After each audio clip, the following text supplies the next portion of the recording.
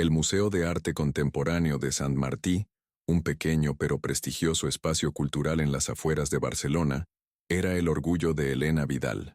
A sus 34 años, Elena había dedicado los últimos 5 como curadora principal, transformando aquel lugar de paredes blancas y altos techos en un referente para artistas emergentes de toda Cataluña.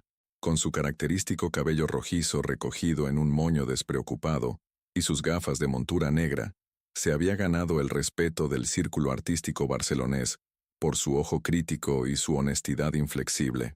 Aquel 17 de noviembre de 1999, la lluvia golpeaba con fuerza los ventanales del edificio modernista.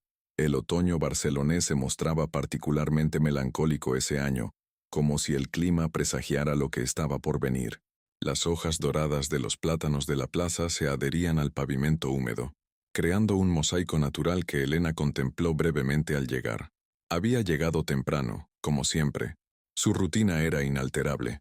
Un café con leche y media magdalena en el pequeño despacho del fondo, revisar la correspondencia mientras escuchaba suavemente a Pau Casals en su pequeño reproductor de CD, y luego recorrer cada sala antes de la apertura al público, acariciando con la mirada cada obra como si fuera un ser vivo que necesitara atención. Hoy terminaremos la instalación de la nueva exposición, le comentó a Martín, el guardia de seguridad que llevaba más de 20 años en el museo. El hombre, de rostro curtido y manos grandes que delataban su pasado como pescador en la Barceloneta, asintió con su habitual gesto cansado mientras se sacudía la humedad del uniforme azul oscuro. ¿Nervios, señorita Elena?, preguntó con su acento característico del barrio antiguo. Los Riveras son gente importante. Mi sobrina limpia en su casa de Pedralbes y dice que el señor Xavier tiene un carácter de 1000 demonios. Elena sonrió, aunque en sus ojos asomó una sombra de preocupación que no pasó desapercibida para el viejo guardia. Todo saldrá bien, Martín. Esta exposición pondrá al Sant Martí en el mapa. Te lo prometo. La nueva exposición era especial.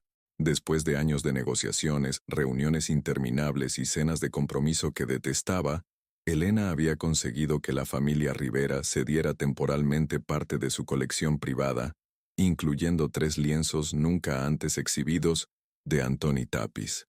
La inauguración estaba prevista para dentro de 2 días, y aquella mañana debían finalizar el montaje de la sala oeste, tradicionalmente reservada para las piezas más valiosas. Mientras supervisaba la colocación de las luces, Elena no podía evitar mirar una y otra vez el con composición en gris, la joya de la exposición. Algo en aquella obra, en la textura de la pintura, en ciertos detalles de la firma, le provocaba una inquietud que no conseguía identificar. Durante la última semana había consultado discretamente varios catálogos y monografías sobre Tapis, y cuanto más investigaba, más crecían sus dudas. A las 11, Elena recibió una llamada en su despacho. Martín, que pasaba por el pasillo con su ronda habitual, no escuchó la conversación, pero notó que la curadora parecía alterada cuando salió apresuradamente. Su rostro había perdido color y sus manos temblaban ligeramente mientras recogía su bolso de cuero gastado, regalo de su abuelo anticuario que había despertado en ella la pasión por el arte. «Volveré en 1 hora», le dijo mientras se ponía el abrigo, un trench beige que le quedaba ligeramente grande. «Ha surgido algo con uno de los Tapis. Si llama Sergi, dile que me espere. Es importante». Sergi Casals era el director del museo, y también la pareja de Elena desde hacía 3 años. Alto, elegante, con un encanto que abría puertas en los círculos culturales y políticos de la ciudad, estaba en Madrid, en una reunión con el Ministerio de Cultura, y tenía previsto regresar esa misma tarde. Elena y él formaban la pareja perfecta según todos. El carismático gestor cultural y la brillante curadora, unidos tanto en lo personal como en el proyecto de convertir el Sant Martí en un referente internacional. «¿Quiere que la acompañe con el paraguas, Guy, señorita?», ofreció Martín, notando que la lluvia arreciaba. Elena negó con la cabeza, con esa sonrisa cálida que iluminaba su rostro. «No te preocupes. La lluvia nunca ha matado a nadie, ¿verdad?», fueron sus últimas palabras en el museo. Elena salió bajo la lluvia, sin paraguas, con paso decidido. La cámara de seguridad de la entrada la grabó cruzando la pequeña plaza frente al museo, a las 11:17 de la mañana. Su figura delgada, empequeñeciéndose entre las cortinas de agua. Nunca regresó. Carme, la secretaria administrativa, comenzó a preocuparse a las 2 de la tarde. Había intentado llamar al móvil de Elena 3 veces, sin respuesta. A las 4, ya nerviosa, contactó con Sergi en Madrid. Cuando Sergi llegó a las 6 de la tarde, visiblemente alterado tras el viaje en AVE y un taxi desde la estación, se encontró con un museo en estado de confusión. Los técnicos de montaje esperaban instrucciones. Carme lloraba discretamente en su escritorio, y 2 agentes de los Mossos de Escuadra ya tomaban declaración a Martín.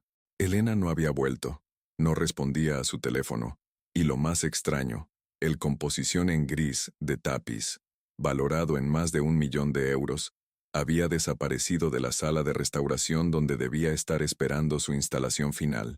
«¿Cómo es posible?», gritó Sergi, perdiendo por primera vez su compostura habitual. ¿Nadie vigilaba la sala? ¿Nadie vio nada? Esa misma noche, mientras la lluvia continuaba cayendo implacable sobre Barcelona, el Museo de Arte Contemporáneo de Sant Martí cerró sus puertas al público. Una decisión que, en aquel momento, todos creyeron temporal, una breve pausa para resolver un malentendido, un susto pasajero. Nadie imaginaba que aquel sería el comienzo de un silencio que duraría más de 2 décadas. Los primeros días tras la desaparición de Elena Vidal fueron un torbellino de actividad policial. Los Mossos de Escuadra acordonaron el museo, interrogaron al personal y revisaron cada centímetro del edificio. La prensa catalana convirtió el caso en su titular principal. La respetada curadora y el valioso tapiz habían desaparecido sin dejar rastro. Las teorías sensacionalistas no tardaron en aparecer, alimentadas por filtraciones policiales y la fascinación morbosa que provocan los misterios sin resolver. La inspectora Nuria Soler, recién ascendida a la unidad de delitos graves, asumió el caso con la determinación propia de quien quiere demostrar su valía. Alta, de complexión atlética y con una mirada penetrante que incomodaba a los interrogados, Soler pasó días enteros en el museo, recorriendo una y otra vez la ruta que Elena había seguido aquella mañana. «Algo no encaja», le dijo a su compañero mientras revisaban las grabaciones de seguridad por enésima vez. Si hubiera querido robar el cuadro, ¿por qué salir antes sin él? ¿Y por qué dejar su bolso con la cartera y las llaves en el despacho? Nadie huye sin dinero ni identificación. Sergi Casals, con ojeras cada vez más profundas y el aspecto desaliñado de quien ha olvidado comer y dormir, se convirtió en el rostro público de una búsqueda que pronto comenzó a estancarse. Las entrevistas iniciales en horario de máxima audiencia dieron paso a breves menciones en las noticias locales y finalmente al silencio mediático. Elena amaba este museo más que a nada, repetía en cada entrevista, como un mantra que se aferraba a pronunciar. Jamás se habría llevado esa obra. Algo le ha pasado, estoy seguro. Ella nunca me habría abandonado así. Las teorías se multiplicaban en la mente de todos los involucrados. Algunos señalaban un posible robo por encargo que habría salido mal. Quizás Elena había sorprendido a los ladrones y estos habían reaccionado con violencia. Otros, como el detective privado contratado discretamente por la familia Vidal, sugerían que Elena podría haber descubierto algo sobre la procedencia del cuadro que la había puesto en peligro.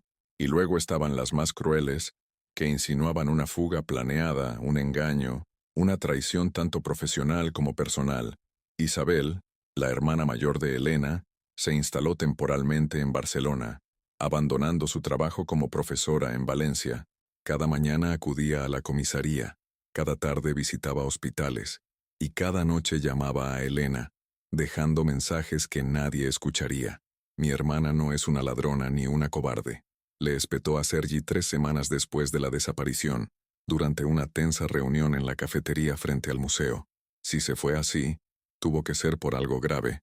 Elena siempre fue la sensata de la familia, la que pensaba antes de actuar. Sergi la miró con una mezcla de cansancio y resentimiento. «¿Insinúas que yo tuve algo que ver? ¿Crees que no la estoy buscando con toda mi alma?» La familia Rivera, propietaria de la obra desaparecida, no tardó en exigir responsabilidades. Xavier Rivera, patriarca de la dinastía y conocido coleccionista, presentó una demanda formal contra el museo.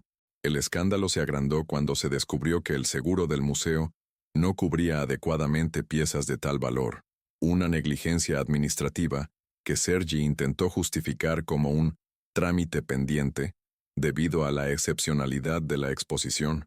No nos importa el dinero, declaró Xavier ante las cámaras, su figura imponente empequeñeciendo a los periodistas que lo rodeaban a la salida de los juzgados. Es una cuestión de principios. Ese tapiz pertenece al patrimonio cultural catalán, y confiamos en profesionales que han demostrado ser incompetentes, o algo peor. Las palabras de Xavier, especialmente ese, algo peor, pronunciado con énfasis teatral, alimentaron rumores sobre la integridad de Elena que socavaron la imagen pública de la curadora. Antiguos compañeros de la universidad y del gremio artístico recordaron de pronto discusiones acaloradas sobre autenticación de obras o comentaron su obsesión enfermiza con ciertos artistas. El Ayuntamiento de Barcelona, principal financiador del centro, congeló sus aportaciones mientras se aclaraba la situación. Las facturas se acumulaban. El personal, primero en solidaridad y luego por necesidad, comenzó a buscar otros empleos. Martín, el viejo guardia, fue el último en marcharse, 6 meses después de la desaparición. «Cuide de las obras, señor director», le dijo a Sergi mientras le entregaba las llaves. La señorita Elena las quería como si fueran sus hijas. Sin Elena, sin fondos, y con una reputación irreparablemente dañada, el museo cerró definitivamente en mayo del 2000. El edificio, propiedad municipal, quedó sellado con todo su contenido dentro, mientras los abogados y administradores discutían sobre responsabilidades y compensaciones, un limbo burocrático que nadie tenía prisa por resolver. La inspectora Soler fue asignada a otros casos, aunque ocasionalmente revisaba el expediente Vidal en sus ratos libres. «Es como si la tierra se la hubiera tragado», confesó a un colega durante una cena navideña, años después. Ni una pista, ni un testigo, ni una transacción bancaria. Personas así no desaparecen sin más. Sergi Casals nunca dejó de buscar a Elena, al menos durante los primeros años. Obsesionado y cada vez más errático, recorrió anticuarios de media Europa. Siguió rumores sobre el tapiz desaparecido. Contrató investigadores privados que consumieron sus ahorros sin obtener resultados. Con el tiempo, se distanció de antiguos colegas que lo veían como un recordatorio incómodo de un episodio que la comunidad artística prefería olvidar. Su obsesión le costó amistades, oportunidades laborales y, finalmente, su salud mental. «Lo peor no es no encontrarla», le confesó a Isabel, la hermana de Elena, durante el 5º aniversario de la desaparición, en un extraño encuentro que ninguno de los dos había planeado, coincidiendo ante las puertas selladas del museo. «Lo peor es que el mundo ha seguido adelante como si nunca hubiera existido, como si Elena Vidal fuera solo una anécdota, un nombre en un archivo policial, una curiosidad en los buscadores de Internet». Isabel fue quizás la única que nunca dudó de su hermana. Cada 17 de noviembre, en el aniversario, dejaba flores frente al museo cerrado, ignorando las miradas de los vecinos que ya habían olvidado por qué aquel edificio permanecía abandonado en un barrio cada vez más próspero, transformado por la gentrificación que estaba cambiando el rostro de Barcelona. Durante los primeros años hubo algunas falsas esperanzas. Un turista alemán creyó reconocer a Elena en un mercado de Lisboa. Una galería de Ámsterdam subastó una obra de características similares al tapiz desaparecido.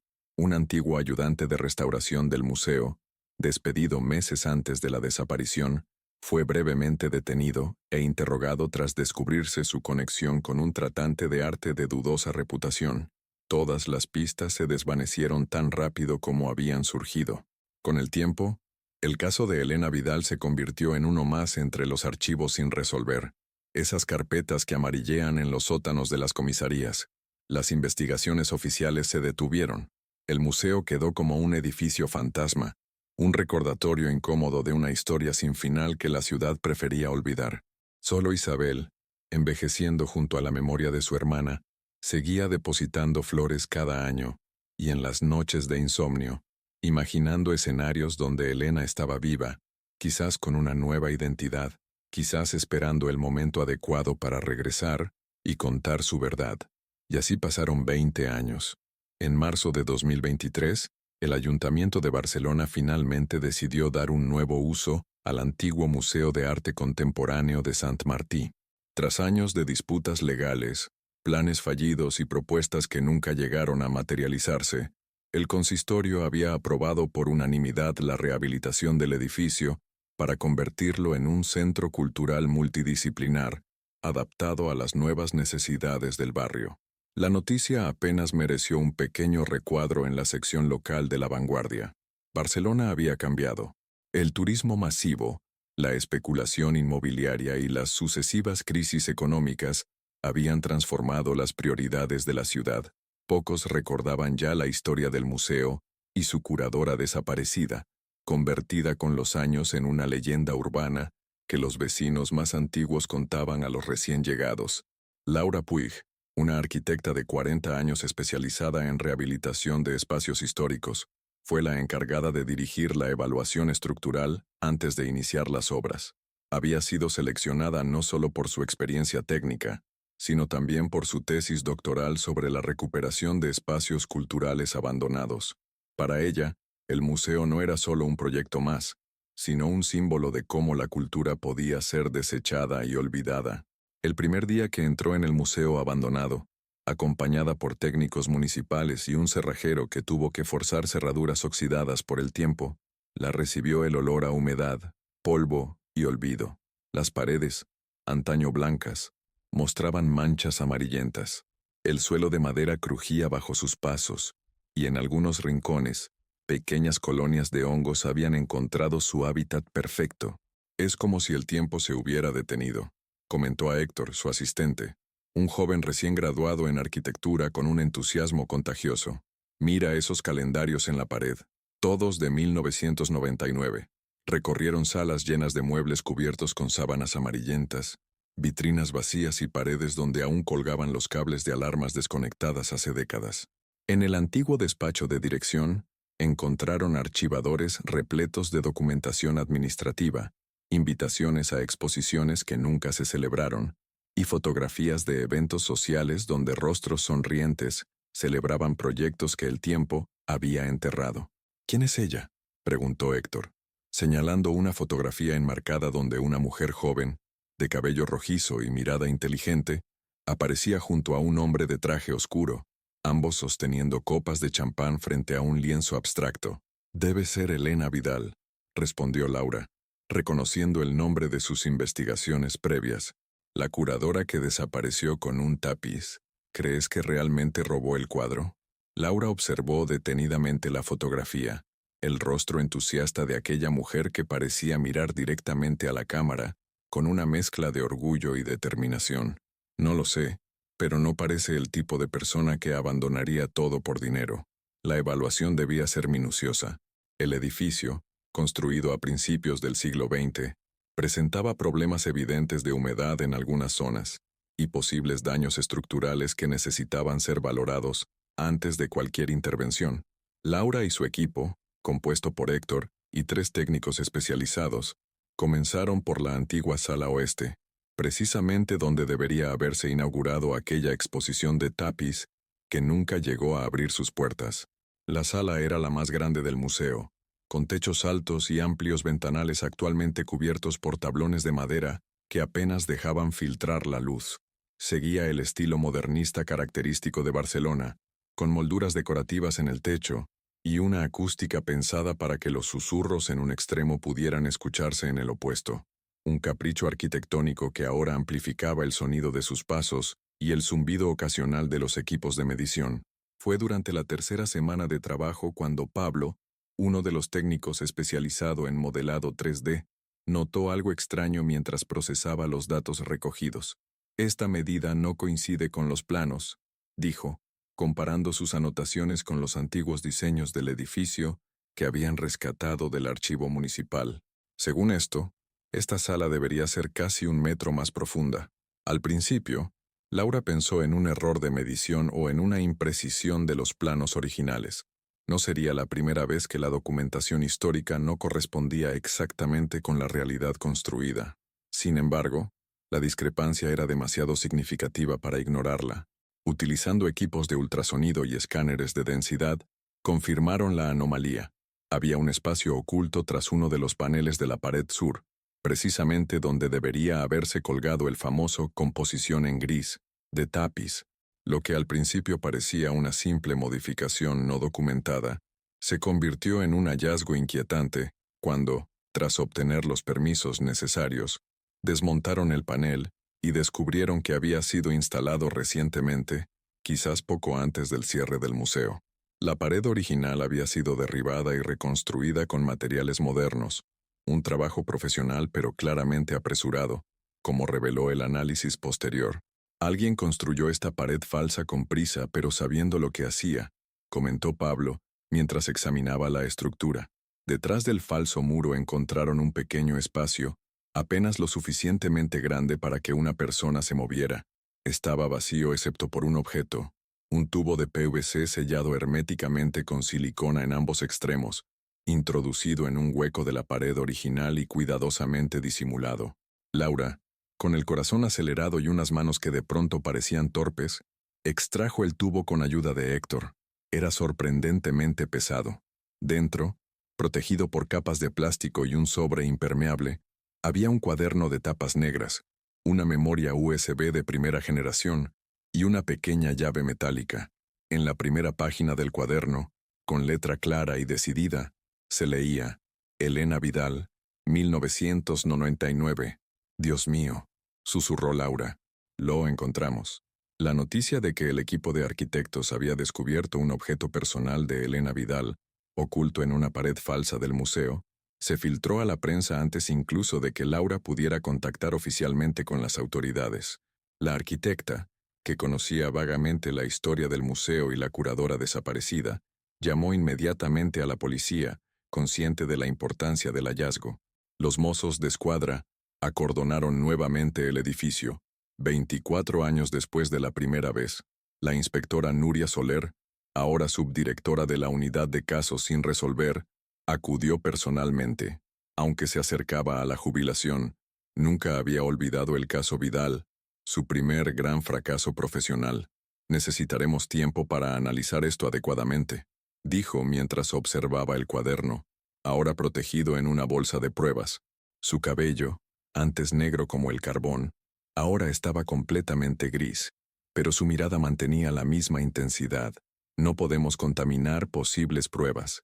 El cuaderno resultó ser un diario profesional donde Elena había documentado meticulosamente el proceso de preparación de la exposición Tapiz. Contenía anotaciones detalladas sobre la procedencia de cada obra, comunicaciones con la familia Rivera, fotografías Polaroid de las obras durante el desembalaje y notas técnicas sobre condiciones de conservación y requerimientos de montaje.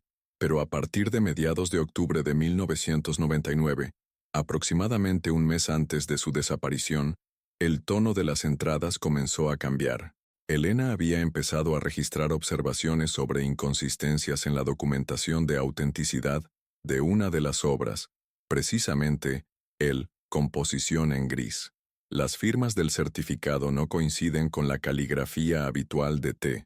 En documentos anteriores, escribió el 23 de octubre. He solicitado discretamente copias de otros certificados para comparar. Las entradas se volvían progresivamente más preocupadas y crípticas, con iniciales en lugar de nombres completos y referencias a conversaciones que Elena aparentemente no se atrevía a documentar completamente. El 3 de noviembre, había escrito: X. R. Insistió en que todo está en orden, demasiado insistente, incluso agresivo. S. Me pidió que lo dejara estar, que la exposición es demasiado importante para el museo. ¿Sabe algo que no me ha contado? El 10 de noviembre, L. Ha confirmado mis sospechas sobre la textura de los pigmentos. No coincide con la técnica documentada de T. En ese periodo. Necesito más pruebas antes de actuar. Y finalmente, en la última entrada, fechada el 16 de noviembre de 1999, un día antes de desaparecer, Elena había escrito con una caligrafía más apresurada que las anteriores. Confirmo mis sospechas. El certificado de autenticidad del composición en gris tiene inconsistencias graves. Las firmas no coinciden con otros documentos de la colección Rivera. El análisis de pigmentos muestra materiales que no estaban disponibles en la fecha supuesta de creación. Mañana me reuniré con L para confirmar definitivamente y decidir cómo proceder. Si estoy en lo cierto, no puedo confiar en nadie del museo, ni siquiera en S. Demasiado dinero y prestigio en juego. He hecho copias de toda la documentación. Una copia está en mi caja de seguridad. Ojalá esté equivocada, pero si no lo estoy, y algo me sucede, que quede constancia de la verdad. La inspectora Soler leyó aquellas líneas en voz alta en la sala de reuniones de la comisaría, ante un equipo de investigadores que había sido asignado para reabrir el caso. Su voz, normalmente firme, tembló ligeramente al llegar a las últimas palabras de Elena. 24 años, murmuró. Esa mujer escondió esto sabiendo que estaba en peligro, esperando que alguien lo encontrara algún día. Junto al diario, la memoria USB contenía fotografías digitalizadas de alta resolución del cuadro en cuestión, documentos escaneados y un archivo de audio. Con fecha del 15 de noviembre de 1999, era una grabación realizada discretamente por Elena durante una conversación con alguien identificado solo como L. En ella, una voz masculina confirmaba que, en su opinión profesional, el composición en gris presentaba características incompatibles con la obra auténtica de Tapiz. Es una falsificación magistral, sin duda, decía la voz, pero cualquier experto que la examine detenidamente con equipo adecuado verá las inconsistencias. Los pigmentos contienen componentes sintéticos que no se comercializaron hasta los 90, y el lienzo ha sido artificialmente envejecido. Te arriesgas mucho al denunciar esto, Elena. La familia Rivera tiene mucha influencia. La grabación terminaba con Elena diciendo, el arte no puede construirse sobre mentiras. Si no lo denuncio yo, ¿quién lo hará? La pequeña llave, tras semanas de investigación y colaboración con entidades bancarias, resultó pertenecer a una caja de seguridad en un banco del centro de Barcelona, en la sucursal de Vía Layetana. Sorprendentemente, la caja seguía activa, con las cuotas pagadas mediante un sistema de domiciliación automática, desde una cuenta que Elena había dejado aprovisionada. Dentro, protegido durante más de 2 décadas, se encontraba un informe pericial completo que Elena había encargado a un especialista en autentificación de arte moderno, Lorenzo Ferrer, junto con muestras microscópicas de pigmentos del cuadro que probaban su falsedad más allá de toda duda razonable. El informe estaba firmado y fechado el 12 de noviembre de 1999. Tenía todas las pruebas, comentó Soler a Laura Puig, a quien había mantenido informada del avance de la investigación. Estaba preparada para desenmascarar una estafa de millones. La noticia del hallazgo reavivó el interés mediático en el caso. Antiguos trabajadores del museo fueron localizados e interrogados nuevamente. El rostro de Elena Vidal volvió a aparecer en las portadas de los periódicos, esta vez no como sospechosa, sino como posible víctima de una conspiración que había permanecido oculta durante décadas. Isabel, la hermana de Elena, ahora con casi 60 años y el cabello tan rojizo como el de Elena pero veteado de canas, apareció en televisión sosteniendo una fotografía descolorida de la curadora. Su rostro mostraba las marcas del tiempo y del dolor no resuelto, pero también un destello de esperanza largamente postergada. Siempre supe que mi hermana no había huido, que no había robado nada, declaró con la voz quebrada por la emoción contenida. Elena era íntegra hasta la médula. Preferiría morir que traicionar al arte que tanto amaba. La llave de la caja de seguridad había abierto mucho más que un compartimento de metal. Había desbloqueado la posibilidad de conocer, al fin, la verdad sobre Elena Vidal. La reapertura del caso Vidal sacudió los cimientos de la Barcelona cultural. Lo que había comenzado como un hallazgo fortuito durante unas obras de rehabilitación, se convirtió rápidamente en un escándalo que implicaba a algunas de las familias más prominentes del coleccionismo artístico catalán. Los archivos de la investigación original fueron desempolvados y revisados exhaustivamente, bajo la nueva luz proporcionada por el diario de Elena. Fallos en el procedimiento, pistas ignoradas y testimonios descartados por irrelevantes, comenzaron a dibujar un patrón inquietante de negligencia, o quizás algo peor. No se investigó adecuadamente, reconoció amargamente la inspectora Soler en una reunión interna. Cuando nos centramos demasiado en la teoría del robo y la fuga, descartamos demasiado rápido otras posibilidades. La memoria USB encontrada junto al diario contenía fotografías detalladas de alta resolución del cuadro en cuestión, documentos escaneados comparando firmas y certificados, y correos electrónicos intercambiados con expertos internacionales. Era un meticuloso trabajo de investigación que evidenciaba lo que Elena había descubierto. El supuesto tapiz de la colección Rivera era una falsificación extraordinariamente bien ejecutada, parte de una operación más amplia que podría implicar a otras obras de la prestigiosa colección. El equipo de investigación estableció como prioridad localizar a las personas mencionadas con iniciales en el diario. L.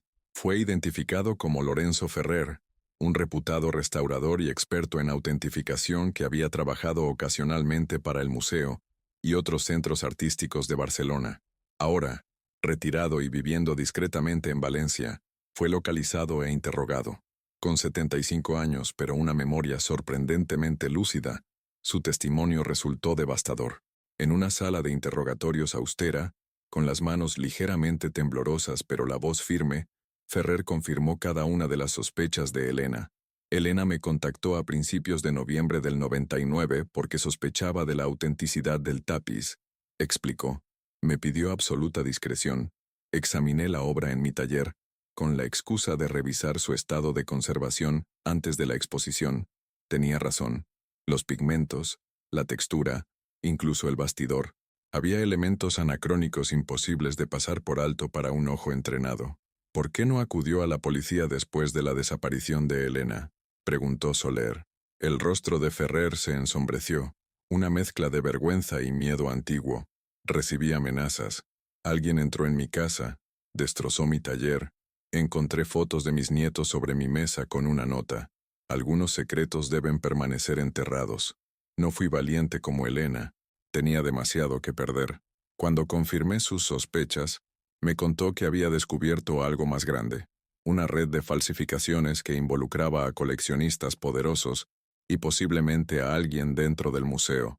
Elena creía que varias obras importantes de la colección Rivera eran falsas, certificadas como auténticas para inflar su valor y obtener préstamos millonarios con ellas como garantía. Los mozos centraron su atención en Xavier Rivera, heredero de la colección familiar y en 1999, miembro del patronato del museo. Ya octogenario y parcialmente incapacitado tras un ictus, Xavier seguía siendo una figura temida en el mundo del arte barcelonés. Su mansión en Pedralbes, rodeada de altos muros y vigilancia privada, era un símbolo del poder que su familia había acumulado durante generaciones. Un equipo de investigadores financieros comenzó a revisar las operaciones de los Rivera en aquella época. Las finanzas familiares mostraban irregularidades significativas justo antes y después de la desaparición de Elena. Habían asegurado algunas obras por valores muy superiores a los del mercado, precisamente aquellas que ahora se sospechaba eran falsas, y habían obtenido préstamos multimillonarios utilizando parte de su colección como aval. Era el escenario perfecto para un fraude, explicó la fiscal asignada al caso. Obras falsas certificadas como auténticas, sobrevaloradas en el mercado, utilizadas para obtener financiación. Si Elena hubiera hecho público su descubrimiento, todo el esquema se habría derrumbado, pero la pieza final del rompecabezas llegó de manera inesperada, cuando parecía que Xavier Rivera, protegido por su estado de salud y un ejército de abogados, podría eludir la justicia. Durante la renovación del antiguo despacho del director, los obreros encontraron una caja fuerte oculta tras un archivador empotrado, disimulada bajo capas de pintura y papel mural. No aparecía en ningún plano del edificio. Cuando los técnicos consiguieron abrirla, encontraron documentos que vinculaban directamente a Sergi Casals, el antiguo director del museo y pareja de Elena, con la red de falsificaciones. Cartas manuscritas revelaban que Sergi había sido cómplice activo en la certificación fraudulenta de obras falsas, recibiendo sustanciosas comisiones por su silencio y cooperación. Más inquietante aún, entre aquellos papeles había notas sobre los movimientos de Elena en los días previos a su desaparición, incluyendo la ubicación y hora de su cita con Lorenzo Ferrer. Fue como encontrar la confesión de un crimen, comentó Laura Puig, presente durante el hallazgo. Podía sentir el peso de la historia, de la verdad que alguien había intentado enterrar. Sergi Casals, el hombre que durante años había sido el rostro público de la búsqueda de Elena, que había organizado vigilias y ofrecido recompensas por información, fue localizado en Óbidos, una pequeña localidad amurallada portuguesa donde vivía bajo el nombre de Sergio Campos. Allí había rehecho su vida como galerista de arte especializado en artistas ibéricos contemporáneos, respetado en la comunidad local que desconocía su verdadera identidad. Fue detenido durante la inauguración de una exposición, ante la mirada atónita de los asistentes y la cámara oportunista de un turista que inmortalizó el momento en que los agentes de la Policía Judiciaria portuguesa, en colaboración con Interpol, le ponían las esposas. La imagen se volvió viral en cuestión de horas. Extraditado a España, Sergi presentaba un aspecto muy diferente al hombre atractivo y enérgico que había dirigido el museo.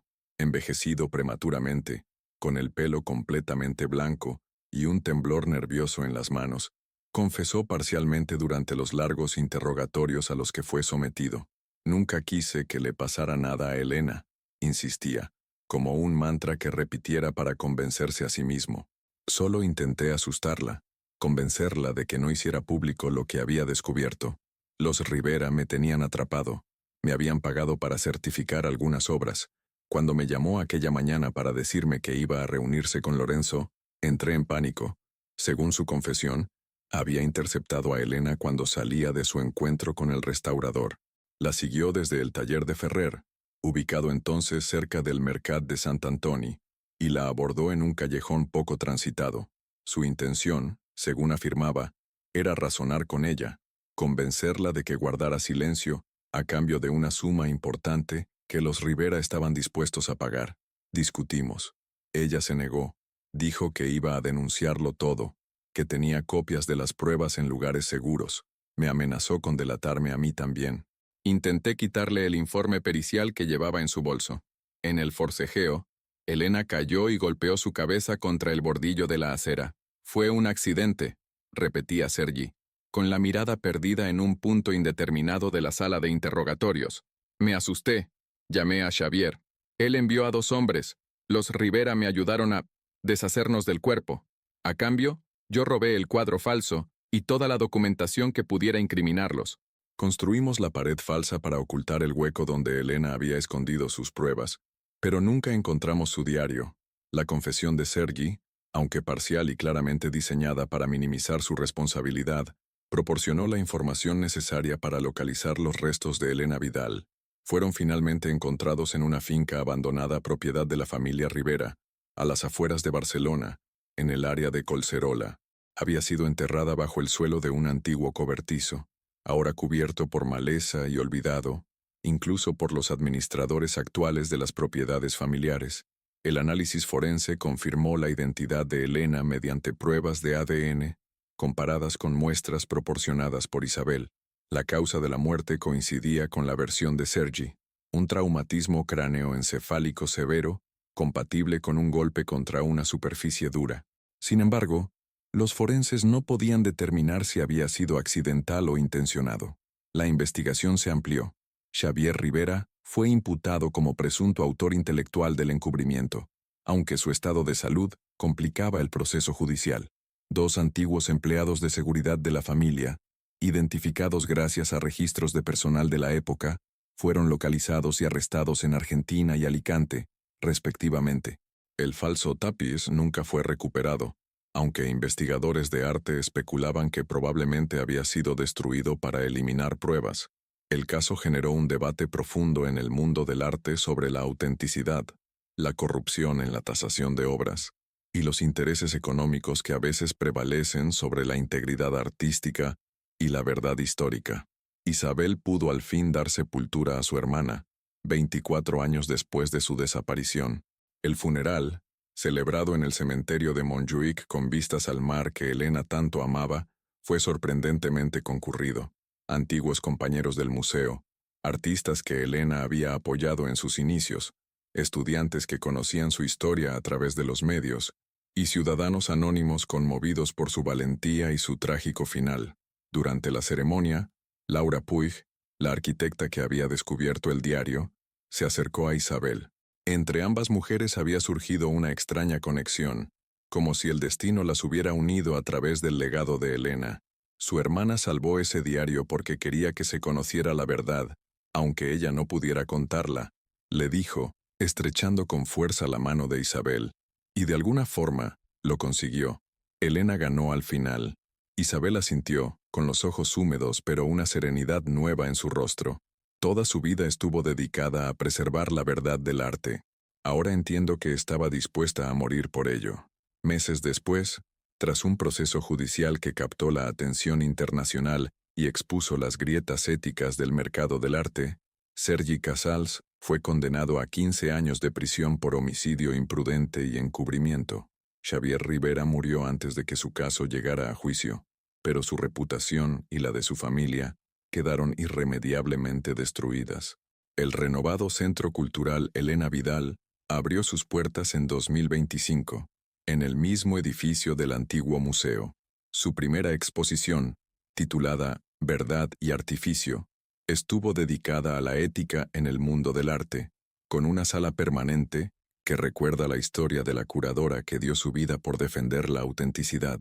En la entrada, una placa de bronce recoge las palabras que cerraban aquel diario encontrado tras la falsa pared, las últimas reflexiones escritas de una mujer que se enfrentó al poder del dinero con la única arma que consideraba infalible, la verdad.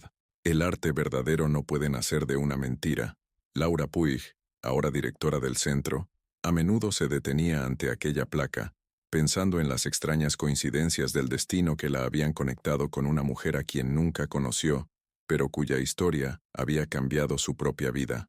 A veces, en las tardes silenciosas cuando el museo estaba a punto de cerrar, le parecía sentir una presencia en la antigua sala oeste, como si Elena Vidal aún recorriera aquellos espacios, asegurándose de que la verdad, finalmente, había prevalecido.